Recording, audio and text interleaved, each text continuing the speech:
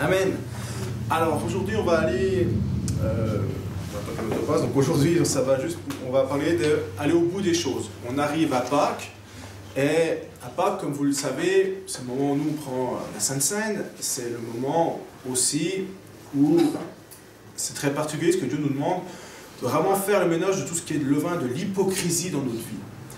Et ce levain, on va voir, il y a différentes formes de levain, différentes façons de désobéir, de pécher, d'avoir de l'hypocrisie dans nos vies.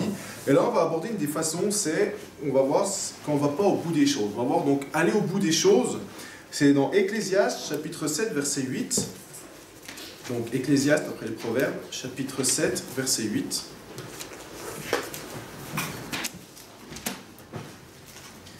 Donc Ecclésiaste, chapitre 7, au verset 8. Donc, mieux vaut la fin d'une chose que son commencement, mieux vaut un esprit patient qu'un esprit hautain. Donc la Bible est claire, mieux vaut la fin d'une chose que son début. Des fois on va être tout content dans un nouveau projet, mais Dieu dit, c'est pas le début qui est important, c'est la fin. Et on va le voir maintenant sur un autre aspect, c'est l'épreuve. Mieux vaut la fin de l'épreuve que son début. Je pense que là, d'un seul coup, tout le monde va être d'accord. Quand on va dans un projet qui nous plaît, on préfère le début, parce qu'on a envie, ça dure. Mais non, mais on va voir un autre aspect, c'est les épreuves. Et si on va au bout des choses, même mieux vaut la mort que la naissance. Parce que c'est la fin de notre vie. Mieux vaut notre mort que notre naissance. Plaise encore qu'on arrive, qu'on soit agréable à Dieu au bout. Mais voilà. Et puis, mieux vaut un esprit patient qu'un esprit hautain. Ça va avec. Ça va avec. Donc, là, vous n'oubliez aussi que, on va passer aussi sur cette partie entre les deux, donc, la patience, c'est un des fruits de l'esprit.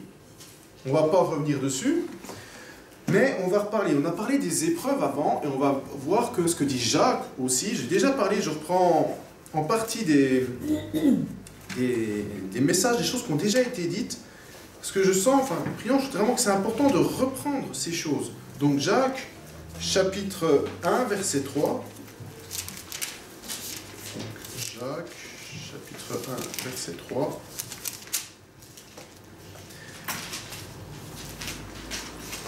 Et 4. Donc, même, on va lire de 2 à 4. Mes frères, regardez comme un sujet de joie complète les diverses épreuves auxquelles vous pouvez être exposés, sachant que l'épreuve de votre foi produit la patience, mais il faut que la patience accomplisse parfaitement son œuvre, afin que vous soyez parfaits et accomplis sans faillir en rien. Donc, on a des épreuves pour donner de la patience. Ça produit en nous de la patience. Et la Bible dit, il vaut mieux un esprit patient qu'un esprit hautain. Donc, chaque épreuve qui commence a un but aussi, c'est de nous donner de la patience. Ok? Ça, c'est une chose qui est claire dans la Bible. Jusqu'à ce que ça accomplisse parfaitement son œuvre. Jusqu'à ce donc, qu'on rentre dans une épreuve, ça veut dire que Dieu est en train de façonner quelque chose en nous, notamment de la patience, et ça va durer jusqu'à ce qu'il ait accompli parfaitement son œuvre. Pas à 99%, pas à 95%, pas à 74%, parfaitement. Dieu a un projet, et tant que ce n'est pas terminé, il le continue. Donc, Dieu nous appelle à avoir un esprit patient qui supporte. La patience, la définition, c'est de la constance, la persévérance, de l'endurance. Ça, c'est en rapport au mot grec directement dans la Bible, je suis allé voir dans les codes Strong.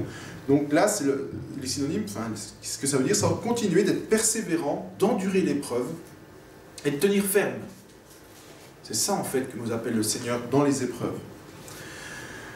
Dieu nous appelle à supporter l'épreuve, à tenir ferme, mais là, on rejoint aussi ce qui a été dit par Samuel avant, avec foi, mais il n'a pas dit « soyez mou ». Il n'a jamais dit « soyez passif ».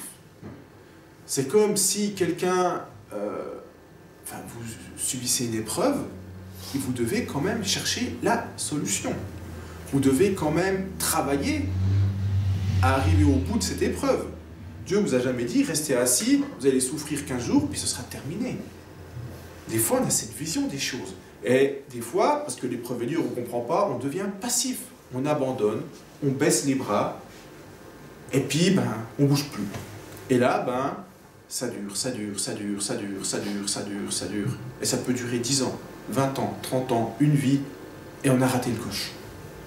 On a raté le coche. Je ne dis pas qu'on ne sera pas sauvé, c'est pas ça. C'est-à-dire que ce que Dieu a voulu faire produire en nous a été raté. Vous n'en avez pas voulu. Donc Dieu est un Dieu qui nous demande d'être actif, mais d'avoir la foi. C'est que rapidement, dans l'épreuve, on s'aperçoit d'une chose, je n'y arrive pas. Donc, et certains l'ont confessé tout à l'heure, ils m'ont demandé pardon, ils ont dit, c'est vrai, j'ai telle épreuve, pardon Seigneur, toi, je n'y arrive pas. Et les choses que nous demande Dieu, souvent, nous sont impossibles. Elles sont simples pour certains, mais nous sont impossibles parce qu'elles nous coûtent quelque chose, et souvent on n'y arrive pas. Et Dieu, ce qu'il attend, c'est qu'on lui dise, Seigneur, ça, je n'y arrive pas. Aide-moi. C'est un peu le père qui avait l'enfant épileptique, et puis qui demande de l'aide à Jésus, puis il dit, si tu peux faire quelque chose, puis Jésus lui dit, si tu peux, il faut que tu aies la foi. Et il dit, viens au secours de mon incrédulité. Il a reconnu, oui, je suis nul, j'ai même pas la foi, alors que je vois que tu es là, que tu fais des miracles, ressuscites les morts, et moi je suis même pas capable d'avoir la foi que tu peux guérir mon fils. Et là, le fils a été guéri. Mais il a fallu avoir de la foi aussi pour cet homme, et il a simplement reconnu devant tout le monde, oui, je suis nul. Viens au secours de mon incrédulité. Et s'il avait dit, non, moi j'ai la foi, peut-être que le gosse n'aurait pas été guéri, parce qu'il aurait peut-être été vantard, et peut-être qu'il n'aurait simplement pas reconnu sa nullité. Et je crois que c'est une partie importante aussi dans l'épreuve, c'est que quand on n'y arrive pas, c'est aussi dire, Seigneur, j'y arrive pas, viens m'aider. Là, j'y arrive pas, je suis nul. J'ai tout essayé, j'ai fait ce que j'ai pu, et j'y arrive pas. Puis souvent, on tourne, pourquoi ? Simplement parce qu'on veut y arriver, on veut y arriver, on veut y arriver. Puis tant qu'on n'est pas fatigué de vouloir y arriver, de dire à Dieu, viens m'aider, on n'y arrive pas. C'est vrai que des fois, je vois des gens qui avancent bien et vite sur certains points. Comment t'as fait ? Oh ben, moi j'ai demandé tout de suite de l'aide à Dieu. Hein. Même pas chercher midi à 14h. S'il te plaît, Seigneur, il faut que tu viennes m'aider. Et puis on voit le résultat, tiens, ça a vite avancé. Et puis il y en a, je veux y arriver. Moi aussi, je l'ai fait. Hein. Et on a une tendance naturelle à vouloir le faire. Et voilà, on se ramasse parce que on veut faire par nous-mêmes. Et la foi, c'est croire que Dieu va agir, pas croire qu'on va y arriver. C'est pas la foi en nous, c'est la foi en Dieu.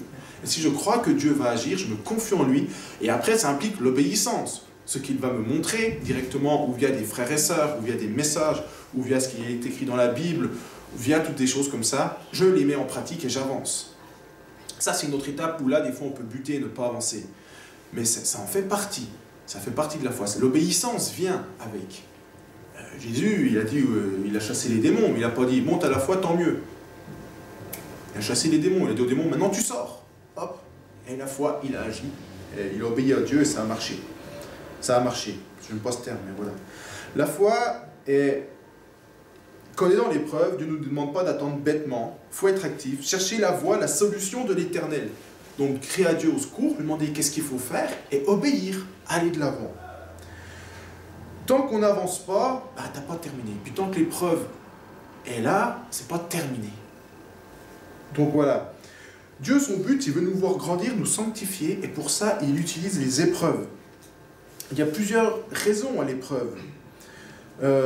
C'est pas un plaisir pour Dieu de nous voir souffrir, mais c'est le seul moyen pour qu'on avance. C'est le seul moyen. C'est triste, c'est un peu comme là, il y a deux solutions, la carotte ou le bâton.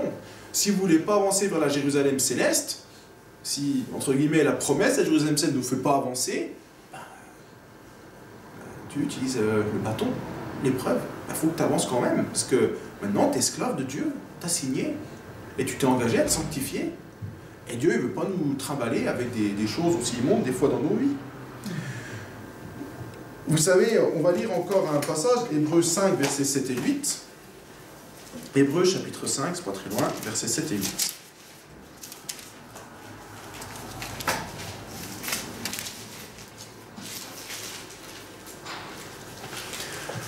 Alors,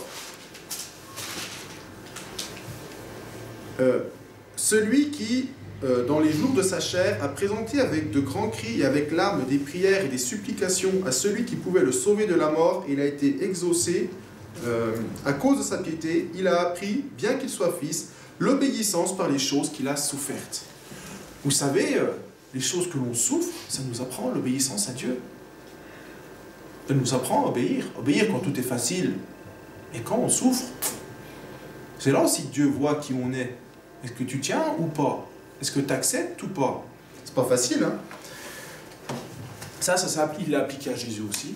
Jésus n'a pas eu une vie toute rose, toute facile. Il a souffert, il a été homme comme nous, mais il a obéi. Et Dieu nous appelle à obéir.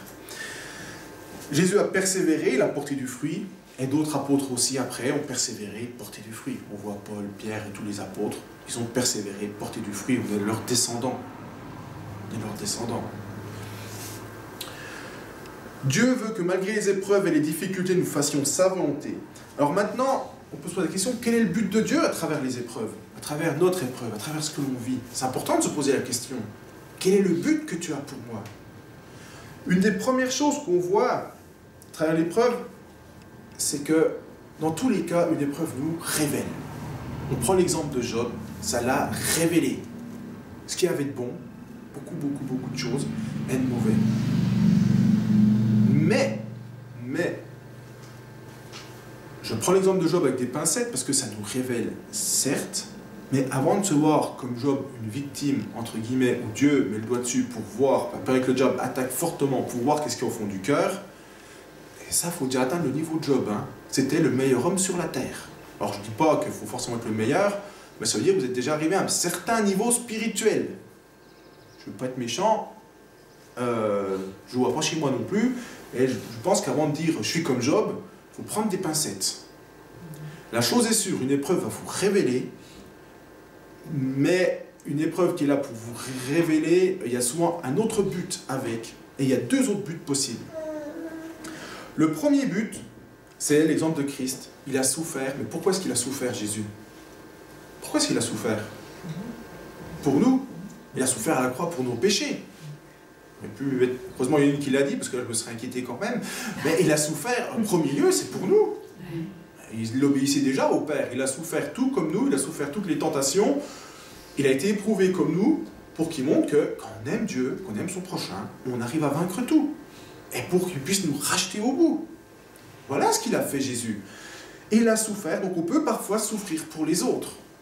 Et la Bible nous dit que si on marche dans les voies du Seigneur, qu'on fait sa volonté, on va souffrir pour les autres. Pour amener des âmes à Christ, ça va permettre pour que changer des choses, etc. Mais quand on obéit à Dieu, il y a des épreuves, ça va être en fait, on va souffrir, mais c'est pour que Dieu puisse toucher les autres et les amener à lui et les sauver. Ben, prenons l'exemple de Raïm, partir quand on est épuisé aux quatre coins, etc., faire ci et ça, il souffre, mais ça amène des âmes au Seigneur. Il ne souffre pas parce qu'il a péché, il souffre parce qu'il emmène. Dieu dit, voilà, tu vas aller là-bas, oui, tu vas souffrir, oui, ça va être dur, mais paf, 15 conversions. Il utilise cela. C'est comme ça, il souffre pour les autres. Et c'est ce que Dieu veut que...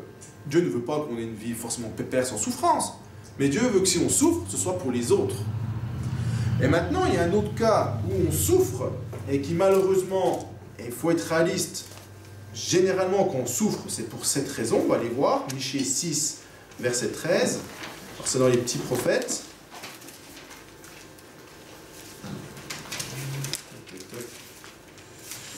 Michée.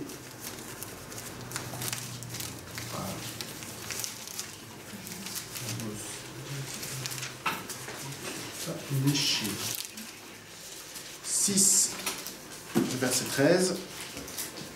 Page 1301, celle-là. Alors, on y va. Ah, mais je ne suis pas le nom, 1302, j'ai oublié de tourner. Le pays sera dévasté à cause de ses habitants, à cause du fruit de leurs œuvres. Donc, et selon les versions que vous regardez, à cause du péché de ses habitants, à cause de leur péché. Ah non, je suis 7, je suis... Oui. C'est pourquoi je te frapperai par la souffrance, je te ravagerai à cause de tes péchés. Voilà, c'est ça ce que je disais, j'avais vu péché dans ce que j'avais lu avant. Donc, il y a aussi péché, pardon, je me suis planté. Donc, il y a péché. C'est pourquoi je te frapperai par la souffrance, je te ravagerai à cause de tes péchés. Alors, souvent, la principale cause de nos souffrances, ce sont nos péchés. Ça a été le cas pour Israël, et c'est le cas pour nous aussi. Pourquoi Dieu aurait-il changé ses méthodes? Posons-nous les bonnes questions. Donc, si on est dans le cas de Job, il n'y a rien à faire si ce n'est patienter. Mais, comme je le pense très honnêtement, nous ne sommes pas ici concernés par ça. Si nous souffrons pour les autres, il faut tenir ferme, rester biblique, continuer d'obéir à Dieu, et tôt ou tard, il y aura du fruit. Si on souffre pour nos péchés, là c'est un autre truc. C'est-à-dire se sanctifier, se repentir. Dieu nous demande de nous repentir. Se repentir, c'est faire teshuva, c'est faire demi-tour. Alors demi-tour, c'est pas seulement en parole. On a parlé à des gens, des fois ils nous disent « Ah oui, alors il y a tout type. Il y a des gens, des fois ils demandent juste pardon, mais ils ne réparent pas. Par exemple, si je vole quelque chose à Fabio, je vais le voir, pardon Fabio, je t'ai volé ta montre. D'accord, je lui rends pas. Parce que je me suis repenti. Non. Et il y a des gens, ils vont voir, ils disent tiens, je te rends ta montre. Oui, mais tu peux lui demander pardon quand même, tu l'as piqué. Et ça va avec, quoi. Donc, c'est important d'aller au bout des choses. Faire demi-tour, teshuva, c'est aussi poser des actes. Ok. Et on va voir aussi que dans la vie, quand on est dans le monde, on avait des idoles. Ça peut être des passions, et ça peut être plein de choses. Son travail peut être une idole, sa famille peut être une idole. C'est pas forcément une petite statue en argent. Ça, c'est jusqu'au 1950. Les statues de Marie, je regrette, c'est des idoles. C'est marqué noir sur blanc dans la Bible. Il n'y en a plus beaucoup qui ont ça. Mais vous mettez un gros Bouddha bien rond chez vous, c'est une idole. Je regrette.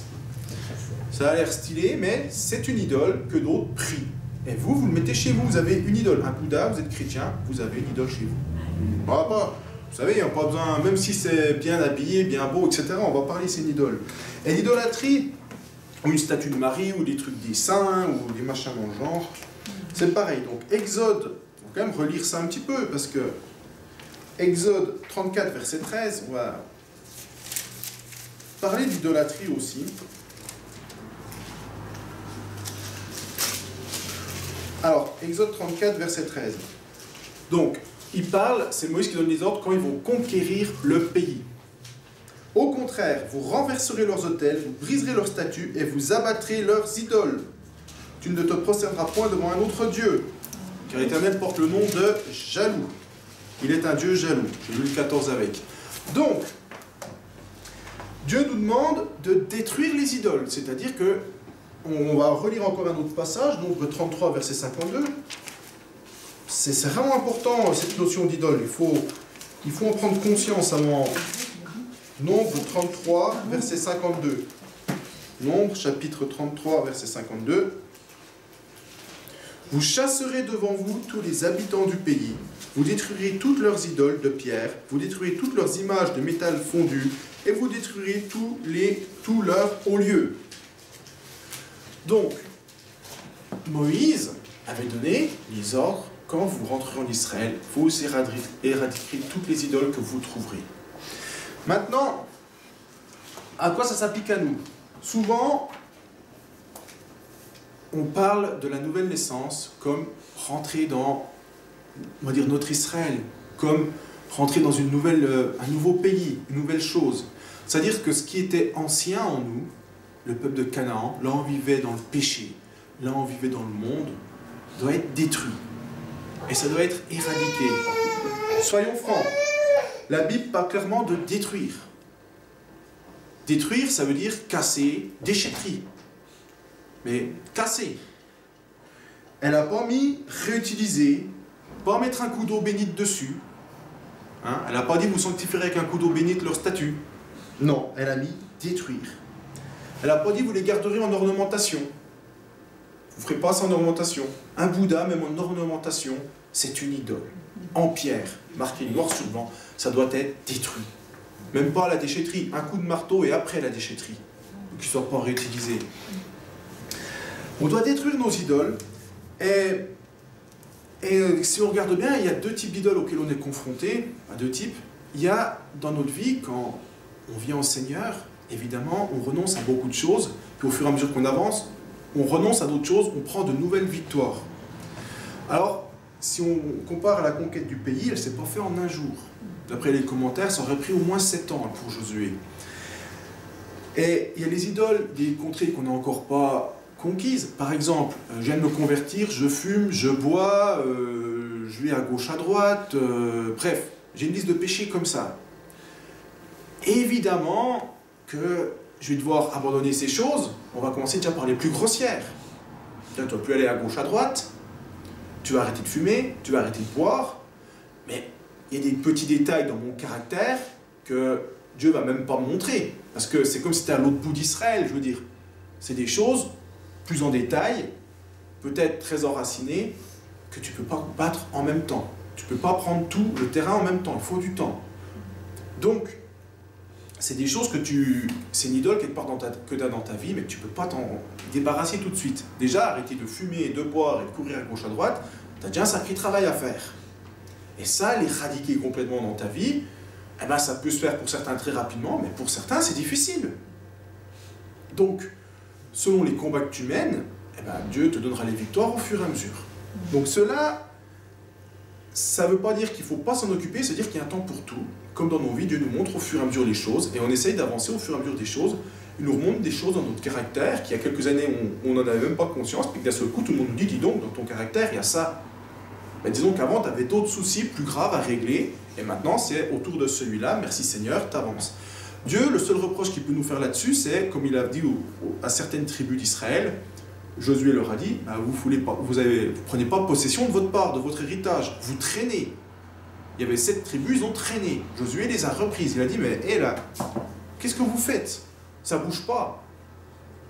Ah oui, Dieu nous laisse du temps, mais au bout d'un temps, il dit, hop, dis donc, ça fait 3 ans, rien qu'à bouger. Qu'est-ce que tu as fait? Ça, c'est la question. Qu'est-ce que tu as fait? Là, on est responsable dans ce cas-là. Là, on est responsable. Si on ne prend pas possession, si on n'avance pas. Mais les idoles que je vais vous parler, ce n'est pas celle-là. Il y a l'autre type d'idole, c'est dans le territoire conquis, c'était marqué, tu détruiras les idoles, clairement. C'est là où tu as vaincu. Là, tant que tu n'as pas pris la victoire, tu ne peux pas. Mais là où tu as gagné, tu as pris le terrain. Et qu'est-ce qui s'est passé pour Israël? Même dans Josué, quand on lit dans Juges, chapitre 2, versets 1 à 6, un envoyé de l'Éternel monta de Gilgal à Bokim et dit, « Je vous ai fait monter hors d'Égypte, et je vous ai amené dans le pays que j'ai juré à vos pères de vous donner. J'ai dit, jamais je ne romprai mon alliance avec vous, et vous ne traiterez point d'alliance avec les habitants de ce pays. Vous renverserez leurs autels, mais vous n'avez point obéi à ma voix. Pourquoi avez-vous fait cela? J'ai dit alors, je ne les chasserai point devant vous, mais elles seront à vos côtés. Et leurs dieux seront un piège, vous seront un piège. Lorsque l'envoyé de l'Éternel eut dit ces paroles, tout le peuple d'Israël, tous les enfants d'Israël, le peuple éleva la voix et pleura. Ils donnèrent à ce lieu le nom de Bokim, et ils offrirent des sacrifices à l'Éternel. Josué renvoya le peuple, et les enfants d'Israël allèrent chacun dans son héritage pour prendre possession du pays. Donc, le problème d'Israël, c'est que ce n'est pas les territoires qu'ils n'avaient encore pas conquis. C'était un problème, mais ça pouvait encore se faire. Le problème, c'est qu'ils avaient conquis des territoires, mais ils avaient négligé cet ordre. Et Dieu leur dit, puisque c'est comme ça, j'arrête de les chasser devant vous. Donc, c'est-à-dire que la conquête, maintenant, ça va être beaucoup plus dur, premièrement. C'est-à-dire que prendre de nouveaux territoires, de nouvelles victoires dans ta vie, tac, tu vas en baver et en plus, il n'y a rien qui va se passer.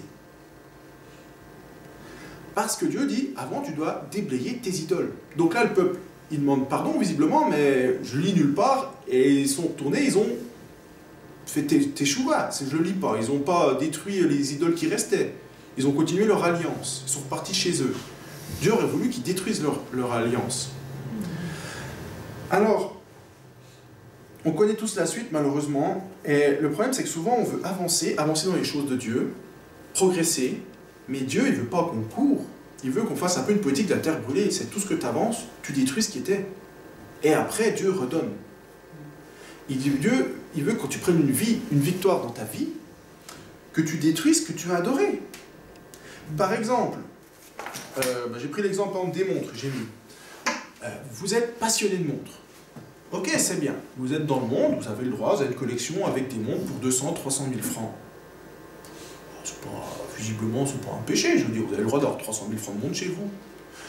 Maintenant, quand vous devenez chrétien, fondamentalement, si pour vous les montres c'est tout, c'est de l'idolâtrie. Ça passe avant Dieu. Donc là, c'est un péché.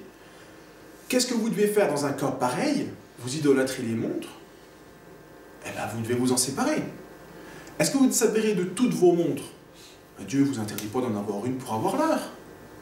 Par contre, Dieu, il ne veut pas que ce soit un objet d'idolâtrie. Si vous passez votre temps à la regarder, à dire « Oh, le mouvement perpétuel, oh, le tourbillon, oh, qu'est-ce que c'est beau, oh, puis c'est Swiss made, oh, puis c'est... » Non, tu peux t'acheter même une belle montre, Dieu s'en moque.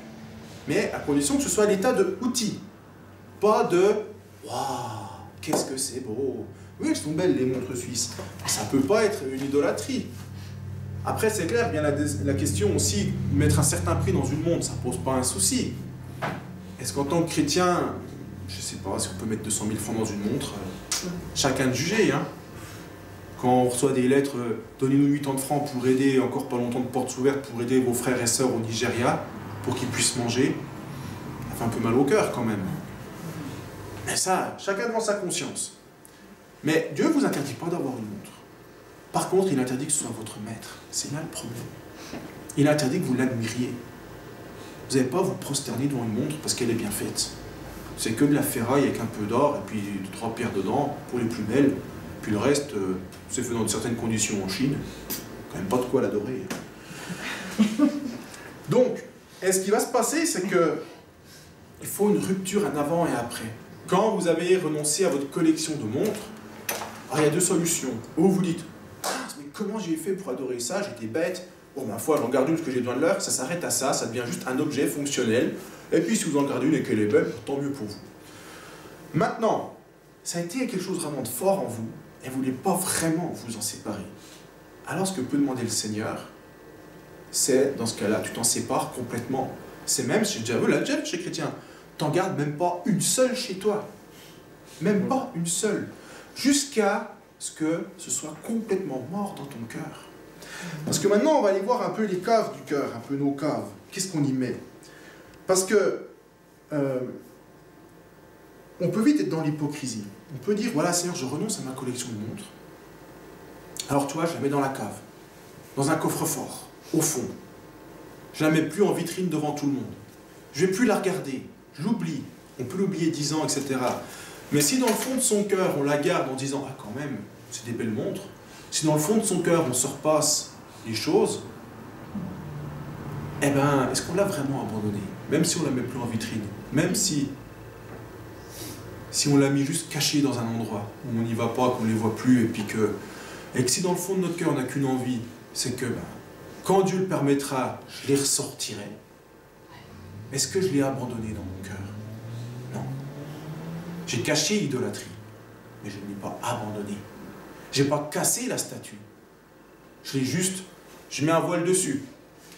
Voilà, on met une barrière, il ne faut pas que les petits s'en approchent, il ne faut pas que les autres le voient, mais c'est dans la cave. J'aime bien cette image de la cave. Vous savez, quand vous visitez un appartement, vous êtes chez les gens, ils ne vous montrent jamais la cave. Hein. Quand vous voulez que les gens viennent, où est-ce que vous mettez les choses? C'est ou dans votre chambre ou dans la cave. Hein. Quand vous ne voulez pas que les gens voient les trucs quand ils viennent chez vous. Hein. C'est vrai, hein? C'est que vous mettez, hop, ici. Là, les gens ne vont pas aller dire, tiens, je peux visiter ta chambre. Non. Dans le salon, ils y vont, ils le voient. Vos Bouddhas, que vous savez pas, vous recevez des chrétiens, vous êtes chrétien, vous avez un Bouddha chez vous, je suis sûr que le jour où les frères et sœurs viennent, que vous savez qu'ils sont un peu spirituels, dans la chambre ou dans la cave, le Bouddha, et puis après il ressort. Et ça passe pas. Ça passe pas avec Dieu, on rigole, mais ça s'appelle de l'hypocrisie. C'est de l'hypocrisie. Et je crois pas, j'en suis sûr, que Dieu nous appelle à fouiller un petit peu nos caves dans nos cœurs, et même physiquement peut-être. Qu'est-ce que tu as mis dedans que tu caches, que tu veux ressortir? Moi, pendant longtemps, j'avais des loisirs que, à la fois, quand je suis venu au Seigneur, je commençais à m'investir. Il y a plein de trucs que j'ai plus pu faire. Mais je les aimais. Mais j'ai gardé. Le ski, par exemple. J'ai gardé les skis, tout. Mais j'avais le désir, quand même. Mais je pouvais plus. Et c'était dans ma cave. Et puis, au bout d'un temps, je réalisais, de toute façon, ça sert à rien. À part me casser un genou, une cheville, surtout les genoux. Et puis en plus, j'ai quand même des choses plus importantes à faire pour le Seigneur. Et on abandonne ces choses. C'est des loisirs. Mais combien de loisirs, de trucs comme ça qu'on garde, qu'on ne veut pas renoncer, et qu'on garde pendant des années des vieux objets. Moi, mes skis, je les ai gardés des années comme ça. D'ailleurs, je ne sais même pas ce qu'ils sont devenus maintenant, pour être honnête. Mais ça ne sert à rien. Parce que Dieu nous a demandé d'y abandonner. C'est pas que si, à l'occasion, je me retrouve que je n'ai pas le droit de faire du ski. C'est que ça ne peut pas être un but. C'est quelque chose de secondaire. D'abord, les choses du Seigneur. Et puis, si un jour, pour X ou Y raison, je me retrouve à faire du ski, c'est pas un souci. Si j'ai le temps et que Dieu le permet, ok. Mais d'abord, tu as les choses de Dieu avant. D'abord, tu as tous tes trucs qui viennent avant. Et ton ski, c'est après. Et Dieu, des fois, on lui dit, Seigneur, j'abandonne le ski, mais je garde tout le matos. Et puis, quand on parle, ah ouais, j'ai vu pour moi. Ah ouais, ça c'est bien, ça c'est bien. Alors forcément, les autres, ils viennent vous proposer, tu veux venir faire un tour de ski avec moi? Mais pourquoi? Parce que vous n'arrêtez pas de lui dire que vous aimez ça, alors il pense vous faire plaisir, il vous propose de venir faire du ski. C'est ça. Ils pensent sérieusement vous faire plaisir, mais dans le fond, ils vous font plaisir. Puis là, vous dites, ah non, je peux pas. Vous êtes chrétien et vous avez évidemment, le jour où ils vous le proposent, ça c'est pas un hasard, c'est le jour ou du culte, ou c'est le jour d'un autre truc, ou bref, il y aura quelque chose du Seigneur ce jour-là. Parce que vous dites le lendemain, je suis libre, lui, il peut pas. C'est toujours comme ça. Vous l'avez vu. Alors, Dieu, il veut aussi qu'on aille voir un petit peu dans nos caves, au fond des choses. Et quand je parle d'objets, il y a aussi des projets qu'on peut avoir. Moi, je peux très bien dire, oui, Seigneur, je veux bien te servir, mais gardez un projet dans mon cœur que je ne veux pas abandonner. Et ça, c'est chacun. Il y a des projets qui sont bons, mais Dieu veut qu'on en soit libre. C'est pas évident. Souvent, avec ma femme, des projets humains, parfaitement légitimes. Mais on doit lutter contre, ça revient, parce que on se dit, non, d'abord la volonté de Dieu. Parce que si je commence à vouloir rentrer dans ce projet, tout de suite, ça va me prendre toute une énergie, des soucis du monde, etc., que Dieu ne veut pas. Et peut-être que Dieu ne me donnera jamais certains de mes désirs, et je dois lutter contre. Mais je dois l'accepter. Mais par contre, le risque, ce qui se passe, c'est que c'est de mélanger mes désirs à la volonté de Dieu. Là, c'est à vous de voir où vous marchez sur ce chemin. Donc je crois qu'il faut marquer aussi une rupture et être honnête vis-à-vis de soi-même. L'honnêteté, ça commence à ça, se dire, cette montre, cet objet que j'ai. Ok, avant j'aimais ça. Je peux avoir des skis chez moi, c'est pas le souci. Mais est-ce que j'en rêve la nuit et je veux en faire et puis tout compte fait, ça m'embête dès que, je sais pas, imaginons, j'espère que plus tard, le week-end, ce sera un peu plus cool, on aura moins culte, et puis comme ça, je pourrais en refaire. Est-ce que c'est ça, au fond du cœur? Ça peut être ça, hein. Ou alors, est-ce que comment c'est, bon, voilà, j'ai des skis, de toute façon, les choses de Dieu, ça passe avant, et ça, s'il y a un coup, il y a un mercredi, j'ai rien à faire, peut-être que Dieu permettra que j'aille en faire un tour, tant mieux, puis sinon, tant pis. Est-ce que c'est ça? Est-ce que ta montre que tu as, c'est juste, ouais, bon, ça me donne l'heure, c'est chouette, elle est belle, elle est élégante, tant mieux, et puis comme ça, je pense que c'est important, Dieu ne veut pas qu'on ressemble à des ploucs. Hein. C'est pas, vous avez lu dans la Bible, ressembler à des ploucs. Non, Jésus avait des habits luxueux quand vous lisez la Bible. Sa tunique, ça en parle. Donc Dieu veut qu'on soit bien habillé, pour avoir une montre qui vous donne l'heure, un bon téléphone, mais est-ce que vous devez forcément avoir le top du top du top à plus de 1000 balles alors que le modèle en dessous est à 250? Je suis pas sûr. Je suis pas sûr du tout. Mais est-ce que vous devez avoir une couille de téléphone, comme ils disent dans le canton de Fribourg, qui ne fonctionne pas, qui est tout petit, parce qu'il faut à tout prix économiser? Je ne suis pas sûr non plus. Chacun selon ses besoins et chacun selon Dieu vous dit. Mais il faut juste avoir un peu de raison. Maintenant, ce que j'ai aussi comme exemple, imaginez aussi, j'abandonne la télé, je la mets dans ma cave, ok. Et je dis, bon, si j'en ai besoin plus tard, je veux voir un film, c'est pas interdit, je la ressortirai. Maintenant, si c'est dans cette optique-là, je garde la télé juste comme un outil, je la mets dans la cave pour être tranquille, ça ne me pose pas de souci. C'est si je la mets dans la cave, mais que plus tard, quand ça ira mieux avec Dieu, je la ressortirai, je vivrai comme avant, là, il y a un souci. C'est à vous d'examiner qu'est-ce que vous avez décidé dans votre cœur. C'est un outil ou après on reprend comme avant. Si dans le fond de ton cœur, c'est après on reprend comme avant, Dieu ne permettra jamais qu'elle ressorte de ta cave. Et si elle ressort, ça deviendra une idole et tu vas repêcher comme avant et tu repartiras dans tous tes travers. Ça c'est clair, net, précis. Il n'y a pas besoin de faire des études théologiques pour le comprendre, ni même d'avoir fait le moindre bon sens vous le dit. La question est, ce que tu as mis dans ta cave, est-ce que tu l'as abandonné? Et puis si c'est non, alors, c'est que si c'est non, que c'est dans le fond de ton cœur, tu ne l'as pas abandonné, que tu espères qu'un jour tu pourras revivre comme avant, alors là, il faut te mettre sérieusement devant Dieu. Et puis, le faire, comme c'était dit par Samuel aussi, commencer à dire à Dieu, Seigneur, mon cœur est lié à ça, purifie-moi, libère-moi, fais quelque chose en moi, libère-moi de cela. Libère-moi de cela. Ça me fait penser, quand je parlais du petit téléphone tout bas de gamme, ben vous pouvez des fois, il y a des gens qui sont accrochés au truc bas de gamme, au truc pourri. Excusez-moi de parler comme ça. Pourquoi? C'est leur fierté. Eh ben, vous pouvez demander à Dieu de vous en libérer aussi. C'est pas une honte de s'habiller correctement ou d'avoir des choses correctes. Vous pouvez vous débarrasser des choses. C'est pas une fierté de vivre avec des choses pourries. Vous pouvez vivre normalement sans être dans le luxe, mais normalement. Vous savez, il y a 3 niveaux. Il y a tout bas de gamme, il y a le moyen et il y a le haut de gamme. On ne vous demande pas de toucher au luxe, mais on vous dit quand même, vous pouvez vivre décemment. Dieu vous l'autorise. Dieu vous l'autorise. Et si votre fierté, si vous voulez vivre avec des choses pas chères, tout ça bon marché, vous avez le droit. Mais le problème, est-ce que c'est une idole pour vous de vivre avec des choses pourries ou pas? Est-ce que c'est votre fierté? Est-ce que vous en tirez un? Moi, je suis quelqu'un, je vais avec des trucs pourris. Oh, on rigole, enfin, ça surprend, mais analysons-nous. Et puis des fois, on le voit, tiens, moi, je garde plein de trucs pourris, je suis quelqu'un, je suis fier de moi. Bah, non. Puis si c'est ton idole, des vieux trucs pourris, peut-être commencer à te sanctifier. Alors, dans ces cas-là, je crois que c'est important de revenir à ce qu'on a dit au début, il faut se repentir et dire à Dieu, Seigneur, je suis attaché à ces choses-là, aussi bien au luxe qu'aux choses pourries.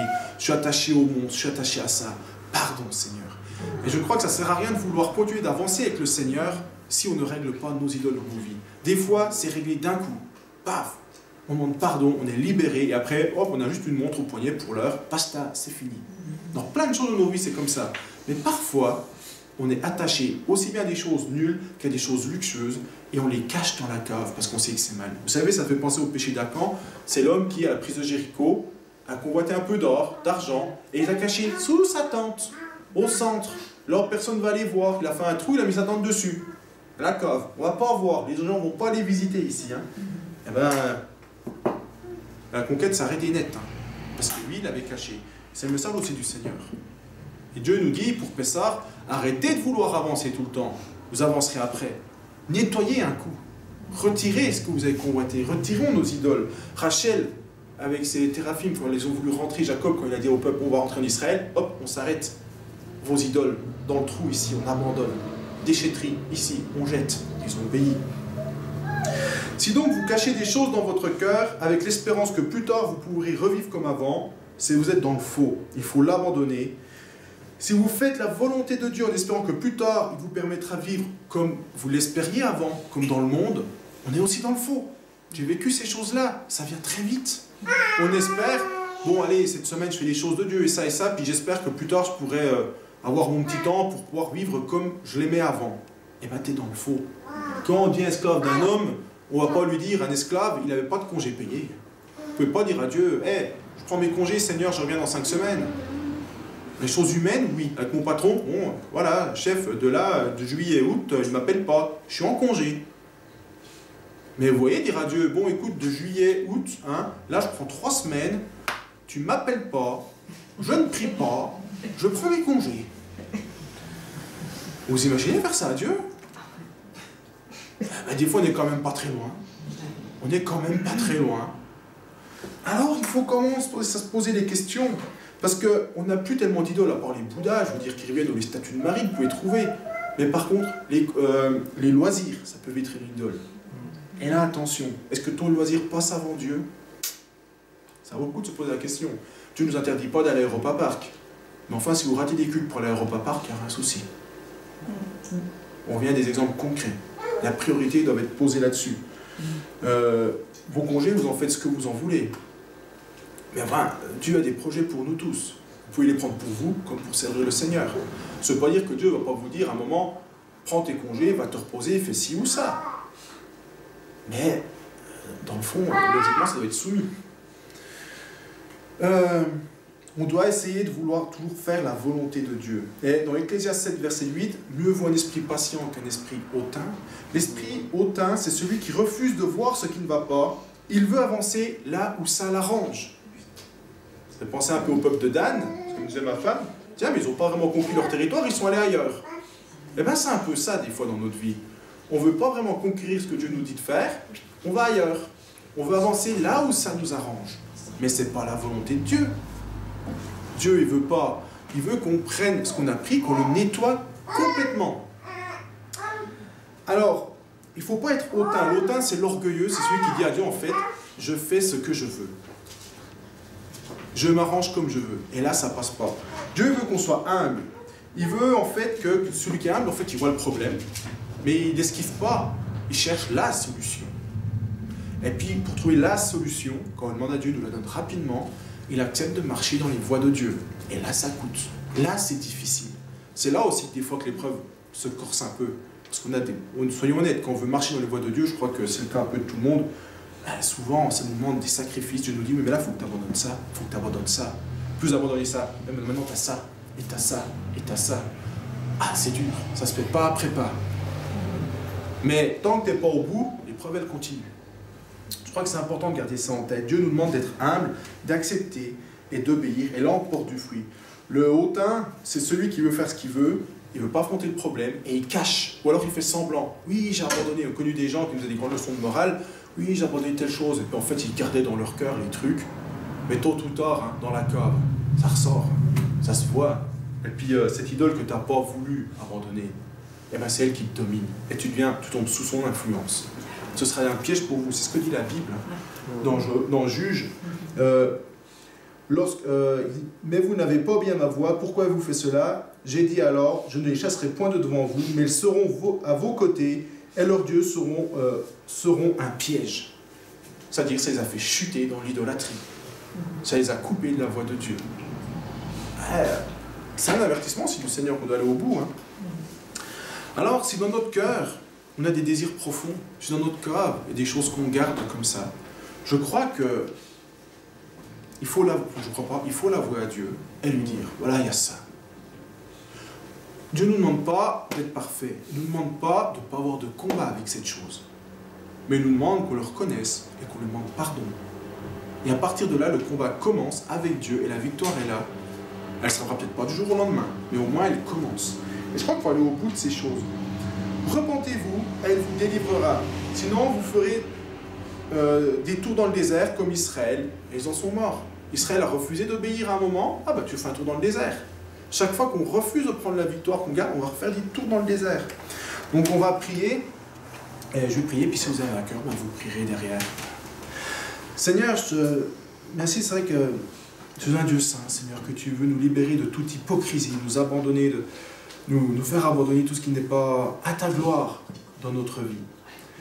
Et on ne veut pas vouloir continuer dans 150 projets, Seigneur, si dans notre vie il y a encore des idoles, des hauts lieux qu'on n'a pas détruits, s'il y a des choses qu'on a mis dans la cave, Seigneur, et qu'on espère un jour pouvoir réutiliser. Si on se dit, je me rappelle, quelques années, j'étais comme ça, peut-être qu'un jour, je pourrais faire ci, je pourrais faire ça, reprendre mes loisirs d'avant. Pardon, Seigneur, je l'ai fait. Et je te demande pardon. J'ai été un hypocrite, Seigneur. Je disais de servir, mais dans le fond, je voulais retourner dans le monde. Alors, Seigneur, toutes ces choses-là, je te prie que tu nous les montres, car il n'y a rien de caché, ils doivent être découverts, secrets, ils doivent être connus, et qu'on puisse te les abandonner, Seigneur. Tout ce qui fait la guerre dans nos âmes, Seigneur, et qui veut que l'on garde et qu'on ne veut pas abandonner. Tout ce qui prend une place et qu'on ne veut pas abandonner. Qu'on met un couteau bénite dessus en disant « Ah, mais c'est pour le Seigneur. J'ai des skis, c'est pour le Seigneur. J'irai évangéliser en faisant du ski. Menteur. C'est très bien que tu parleras jamais du Seigneur en faisant du ski. Tu vas manger une fondue, c'est tout, mais tu ne vas pas parler du Seigneur. Seigneur, vraiment, purifie, sanctifie-nous de cela, Seigneur. Là, il y a des mensonges, je prie que tu nous les fasses revenir maintenant à tous dans nos vies, qu'on puisse le voir et se repentir de ce qu'on met dans notre cœur en espérant un jour le ressortir et vivre comme avant. Ce qu'on ne veut pas abandonner, nos idoles, Seigneur. Ce qu'on avait avant, qu'on se dirait tout compte fait, c'était pas si mal. Oh, puis ça, on peut l'utiliser pour le Seigneur. On va le garder, hein. Menteur, pourri, dégoûtant, relâche-le, abandonne-le, détruis-le. Ça pue aux yeux de Dieu, c'est pas agréable. Abandonne-le et tu seras heureux. Abandonne ces choses. Vraiment, Seigneur, purifie-nous, sanctifie-nous, que ton esprit mette maintenant le doigt là où ça fait mal dans nos vies, Seigneur. Et qu'on puisse maintenant s'en repentir, Seigneur. Tu dis, confessez-vous vos péchés les uns aux autres. Qu'on puisse aussi le dire, Seigneur, et te l'abandonner. Je sais que j'ai ce problème avec les loisirs. Je les ai désirés longtemps, je les ai remus dans mon cœur. Et puis, bon, avec le temps, c'est mort. Merci, Seigneur. C'est toi qui m'en as débarrassé. Je te rends grâce. Mais plus on les avoue, moins longtemps on a à souffrir aussi. Parce que on ne sortira pas de là tant qu'on a payé le dernier cadran, tu dis dans ta parole. Et je te prie vraiment que tous, on puisse t'abandonner ce qui nous reste encore à abandonner pour être libre avec toi dans Yeshua. Amen. Amen.